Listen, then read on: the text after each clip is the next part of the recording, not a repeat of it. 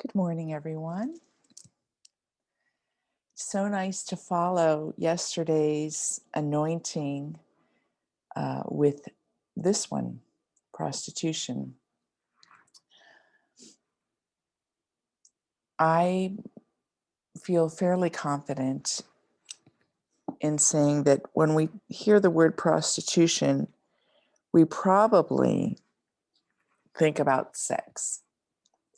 We probably think about uh, people selling themselves for sex and sexual pleasure and using sex to make money. So that's probably what we think of. And that is part of what I'm referring to with prostitution. But it's a small part of that piece. I think probably Carolyn Meese is best known in the modern world for her use of the energy of prostitution as one of the ways that we sabotage our growth and that we exercise limitations in becoming fully who we're meant to be. So, prostitution, as I'm meaning it here, is the dissipation of your energy for the sake of connection, of the ways that we human beings will choose to give ourselves away. And sometimes we know it. Sometimes we know, oh, I'm really coming from insecurity there, or I've got a mixed motive as to why I'm giving my energy away. Or I'm caught up in busyness and I just don't know how to stop. So sometimes we're aware that we're giving away our energy, that we're making ourselves a prostitute. And in other ways, it's part of our discovery process to learn.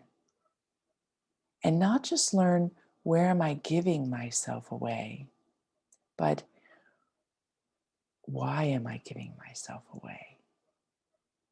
And how could I make a more life-giving choice? So when we stop at the where I'm giving myself away, let's say I give myself away at work. Let's say I always overextend and I can't say no and I'm always available and there are no boundaries and it's diminishing my energy. Let's say I do that. It's very, very easy then to stop at that point and simply judge myself. Oh, I've got to stop doing that. Oh, I see that I always do that. Oh, why do I always do that, right? Stop at that self-judgment. But what if I took it a step further? What if I approached myself in a respectful and a gentle way? And I asked, why? What's really going on underneath for me? Why am I giving myself away? And then hold therein the self-discovery. Because most of the times when we give ourselves away,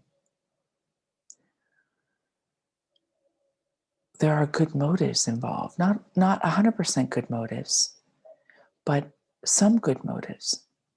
Being a good person, being a loving person, being responsible, showing that we're capable or responsible. You know, there's a host of good motives there. And so when we tease back the ways that we make ourselves a prostitute, we want to hold a gentle and loving and all-accepting space to accept what comes forward as our real motive. And then as that comes forward, we have that secondary question: how do I not give myself away? Not you shouldn't give yourself away, but how do I not give myself away? Yesterday we had the account of Mary, and I pointed to something that's popular in iconography. And that is that she seems oftentimes pulled in, right? Contemplative. And while some of the explanations of that is a certain humility, a certain demureness, I put out there that I think one of what it's representing is that she was contained. She was self-possessed. She didn't give away any of her energy on anything that was less than worthy. She was tight. Her energy was quickened. Prostitution is like the opposite. It's just out there. Everywhere we're a prostitute, it's out there. It's not contained. So one of the ways then that we can help remedy and heal the areas where we're prostitute is begin with those questions with the motive that we pull ourselves into the union with the divine, the union with the God, so that our will is united with the divine will, so that our actions are purified. In the Old Testament, where I took from Job, it's just all this quote about this evil, right? All this evil.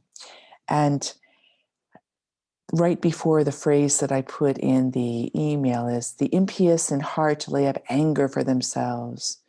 They cry not for help when anger enchains them. They expire in their youth. Here they use the word reprobate instead of prostitute. Take heed, turn not to evil, for you have preferred carousal to affliction.